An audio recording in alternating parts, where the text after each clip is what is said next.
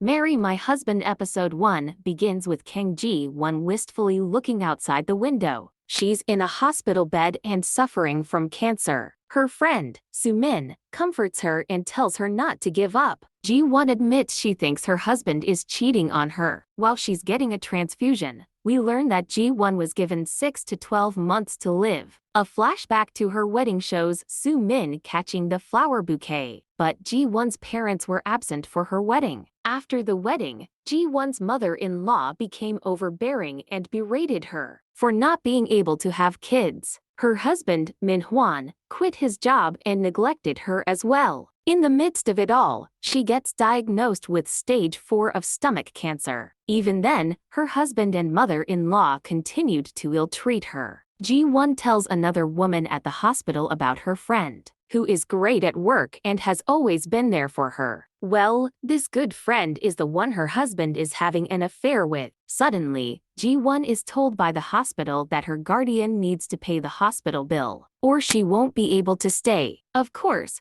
Min-hwan doesn't pick up the phone. She heads home in a taxi, but the mysterious driver takes her down a different road. It's a path surrounded by cherry blossom trees at the height of bloom. He tells her she can always choose a different path. He returns some of her money as well and tells her to consider it a blessing from her father. Struggling, Ji-won makes her way home only to see Soo-min in bed with Min-hwan. She even hears Min-hwan say he knew Ji-won was falling sick and bought cancer insurance on purpose. Ji-won storms inside and throws things at them, shouting that she's going to report them for insurance fraud.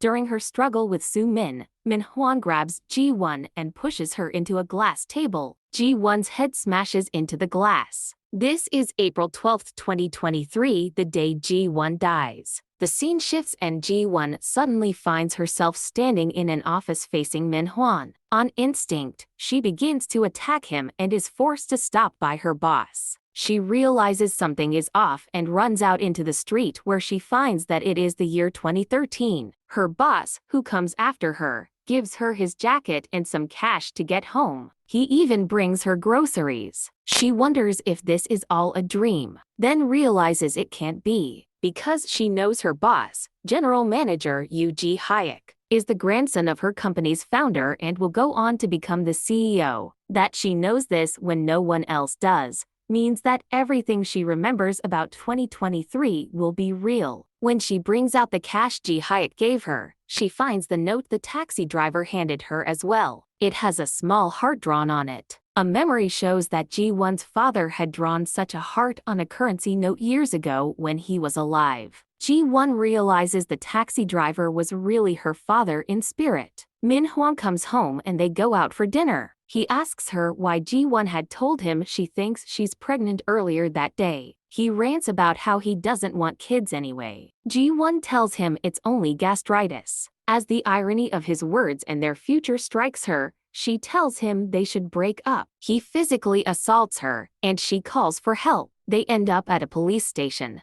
but the police are of no use. She recalls that Min-hwan hated the idea of breaking up. Back home, she looks at her low bank balance, most of which is Min-hwan's fault. An idea strikes her. She can invest in the companies that went on to do well and earn her freedom from him. Next day, she went to the hospital to check whether she had cancer or not, but the doctor said that it is just gastritis. Therefore, she needs to take medicine for that. Next, she went to a bookshop to find books regarding stock market and quitting job. While finding books at the shop, she comes across Ji-hyuk again. She buys him a meal to take care of her the day she freaked out in the office. She finds that he's more handsome and considerate than she realized. She gets a call from Soo-min but ignores it. She suddenly realizes that Ji-hyuk got a scar on his arm from that electric kettle at the office, and it's the same shape as the scar she had in her previous life. Before they part ways, he tells her that she's talented and shouldn't quit her job for marriage. At home, Ji-won remembers all the dreams she had before she got married. The next day at work, Ji-won avoids Min-hwan and invests in Roy Gentle,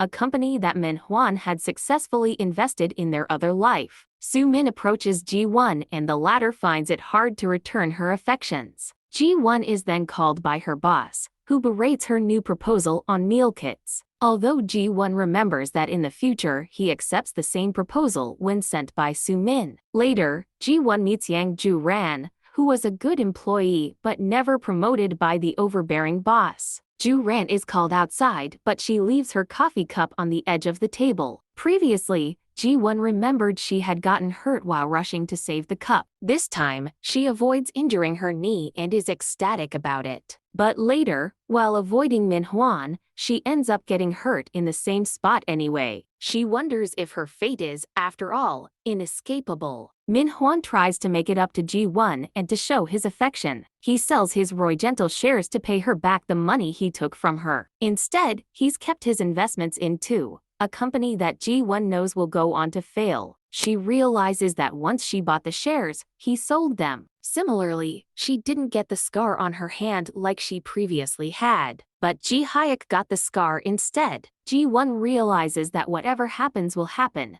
but it could happen to somebody else. Just then, Soo-min walks with her and Ji-won asks her to throw some trash out for her. She decides to make Soo-min marry her husband and take her rotten fate. That is the end of episode 1. See you next with episode 2.